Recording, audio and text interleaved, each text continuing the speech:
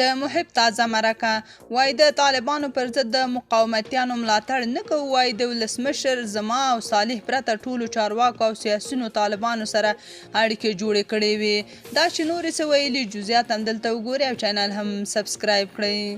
د افغانستان د تیر جمهوري حکومت د ملي امنیت سلاکار ډاکټر حمدالله محب له لیکوال او شنونکي ولی الله ملکزي سره مرکه کړې چې لنډیز یې دلته در سره شریکوو.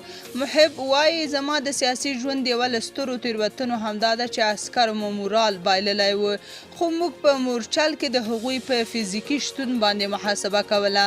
له ولسمشر امرالله صالح او زما پرته د نظام ګڼ شمېر مطرح شخصیتونو له طالبانو سره تارونه غځولي وو. البته له خلیل الرحمن حقاني سره زما لومړنۍ او وروستۍ رابطه د نظام د سقوط په درشل کې وه چې ما ورته وړاندیز وکړ چمتو یم له تا سره په وردګ یا لوګر کې مخامخ وګورم، خو بیا معلومه شوه چې هغه له هېواده د باندې و.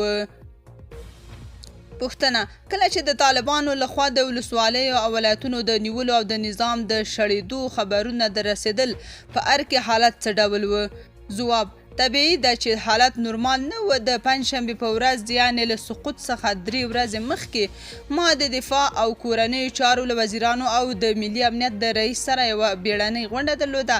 له بسم الله خان محمدي څخه مې پوښتنه وکړه چې د دفاع لپاره څومره چمتووالی لري.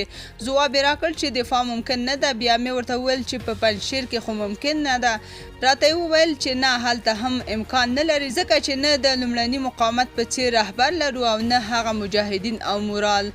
ډاکټر محب د جمهوري نظام د راپرځېدو لاملونه په 4 نقطو کې داسې رانغاړي: زموږ تېروتنې په سیمه ییزو پولیسو یعنې اربکیانو د معاشونو بندول، د ځینو کړیو لخوا طالبانو ته د حکومتي رازونو ورکول او د دوحې په تړون کې په چورلټ ډول زموږ له پامه غورځول. د ډاکټر اشرف غني د شخصیت وژنې د یوې هڅې په توګه ډاکټر محب 3 تبلیغاتي ګونګسیو ته هم اشاره کوي. په ار کې هیڅکله کلیسا نه وه جوړه شوې. ولسمشر د ډالرو شنې لیکې بوجۍ نه دي وړي او تل یې د ژبني او سمتي سیاست په ضد مخلصانه مبارزه کړې او تاریخ به یې همیشه ګواه وي. د مقاومت په اړه یې وویل نه، د هیڅ هغه مقاومت ملاتړ او ننګه نه کوم چې وسله، قومنده او نقشه یې د بهرنیانو په لاس کې وي. البته که موږ خپل امکانات ولرو بیا خبره جلا ده. تاسو په دې اړه څه نظر لرئ؟ کومنټ کې شریک او چینل هم سبسکرایب کړئ.